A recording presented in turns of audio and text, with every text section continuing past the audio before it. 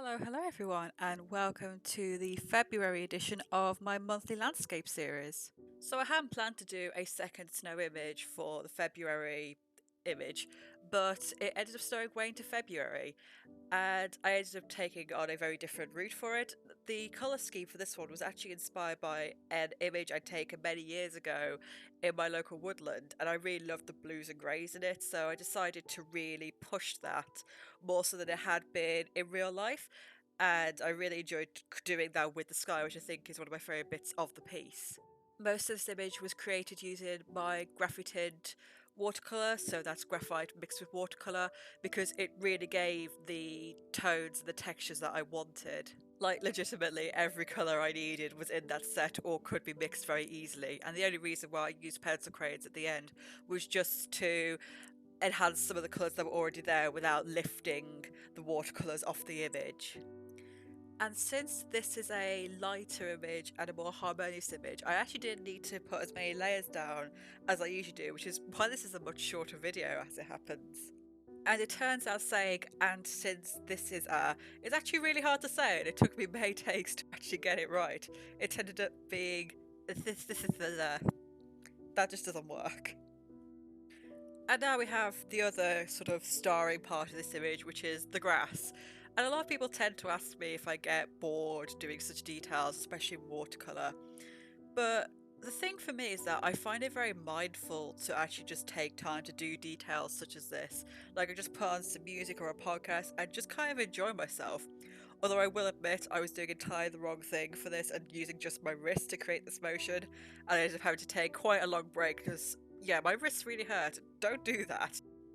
But yeah, this was going to be what arguably made the image work or not work, and I really enjoyed doing it, just trying to figure out the perspective and jumping across the image and just mixing the different colours to add more detail as it got closer to the camera.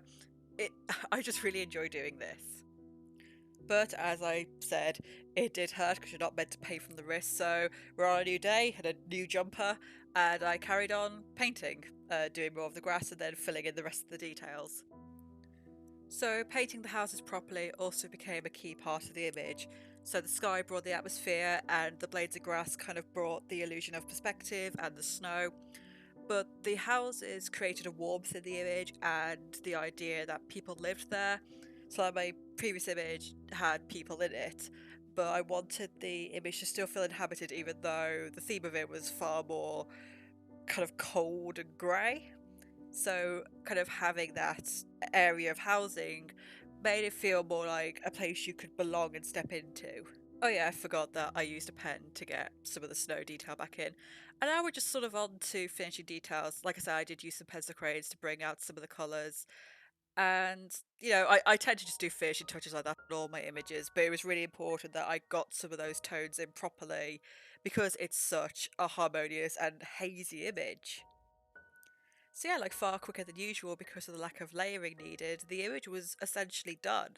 So yeah, I actually decided this time to show you what goes into the finishing process of an image, mainly because this image was actually really hard to get into a state that it looked good online. Like, photographing it just got rid of like so many of the colour details, so you can see me here going into Photoshop and actually trying to fix that a little bit whilst really awkwardly holding the camera. I can only apologise for how awfully I filmed some of these shots. Not this one though. And because I usually do masking tape, um, but this time it was on Bristol board, I decided to show you the satisfying taking off of it. And yeah, here's the final image, final touches, the equipment I used. And yeah, I'm so sorry for how horribly this is filmed. I really need to try and learn how to hold a camera steadily. But yeah, some of the details and the finished image. And thank you so much for watching this installment of my monthly landscape. As usual, if you like the video, give it a like, maybe a comment, maybe subscribe, and also check out my social medias. It would really mean a lot to me. Thank you so much for watching. Take care of yourselves. Goodbye.